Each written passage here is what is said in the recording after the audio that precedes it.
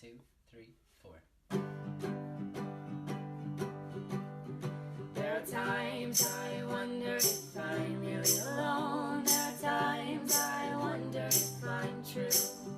There are times My name is Alex. My pronouns are they, them, and theirs. My name is Claire. My pronouns are they, them, their. My name is Rebecca. My pronouns are them, they, and their. My sister pointed out to me, she was like, oh, all my friends are wondering if you're my brother. And I was like, I don't know. Like, why would they say that? She's like, oh, well, mostly from like the haircut and the way you carry yourself. And I was like, well, what about the way I carry myself? Seems like boy. And she's like, well, the way you kind of walk like a guy. And I was like, well, what does that look like? So she tried to mimic me walking. And I didn't notice anything strange about it. I was kind of like, that seems like a normal way to walk. Like, I don't think there's a wrong way to walk. And she was like, well, this is how you're supposed to walk. And started kind of like swaying and doing the more like runway model-esque kind of air. And that was when I kind of started noticing. I was like, oh, there's a difference here between you and I and just the way that like we move ourselves through hallways and small spaces. And that was a like distinguishing moment of like, okay, there's something here that I'm not like addressing. I began thinking about gender at age 4. I remember sitting in my basement with my dad, and I was looking in the mirror. There was a mirror in my basement, and talking to myself in the mirror, and then I turned to my dad and I asked him, like, why does my voice sound different than the other girls? Like my other friends who are girls. And he was like, it doesn't sound different. I don't know what you're talking about. And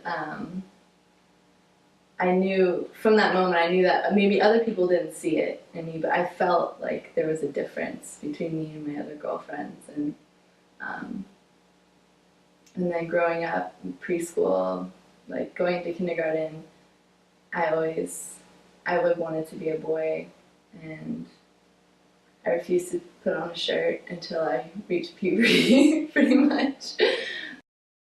I started thinking about gender, I'm going to say, within the last like couple of years. I'm 27 now, so maybe like 20, 25, 24, right in there.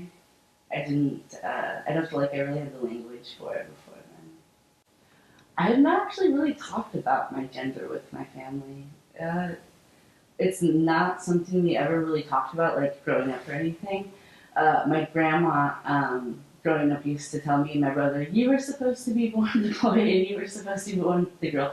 She came from Korea, so she definitely also didn't have a strong language for gender either.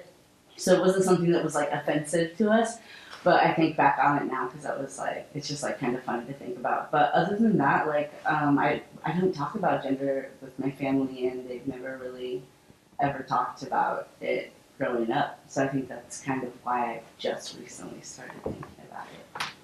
The most transphobia I've gotten, even from coming from a small suburban town outside of Portland, even though going to Catholic school, even though having a very conservative family, the most transphobia I've ever received has been from trans guys. It's messed up. Or when I like have a hookup and like I don't know why I just have the worst luck with these things, but this happened 6 fucking times where things will just be getting done and then immediately they'll look over and be like, by the way, I'm a lesbian, or by the way, I'm straight. I'll be like, cool. Why am I in your bed? If you're attracted only to girls, and I'm not. When I dress like this, walking around town, it's like I'm invisible, which is kind of great. I feel like I'm kind of just like going under the radar. And I feel like more myself. But when I'm walking around town dressed in my like work clothes or dressed more feminine, I notice there's like this spotlight on me. And I also don't feel very comfortable in my skin. when I'm dressed like that, so I feel more self-conscious, and I think I'm more hyper-aware of people looking at me. People like stare, or like if I go into like the women's restroom, like I'll have like someone like look at the door and like make sure they're going in the right bathroom. But as far as like facing any harassment around my gender, I think I've gotten like 3 comments total on Instagram, but not too much.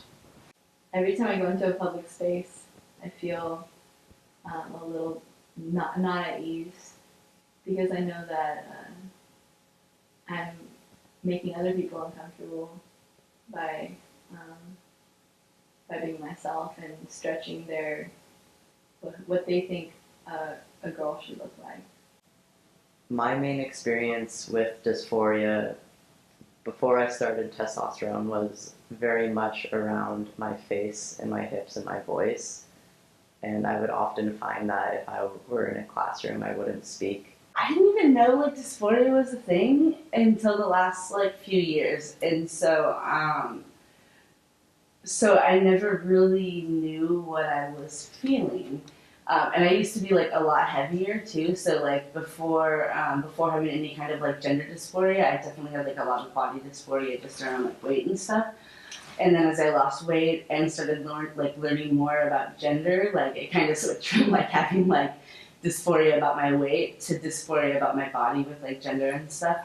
But I'm still like learning about it. It's kind of funny to think that I didn't really I didn't like have the word in my vocabulary until the last few years. So I don't know. I feel like I'm still taking a lot of advice. So hopefully one day I do have advice for people. But right now, like I think that I'm still in a learning process. So I don't think that I have any advice to give.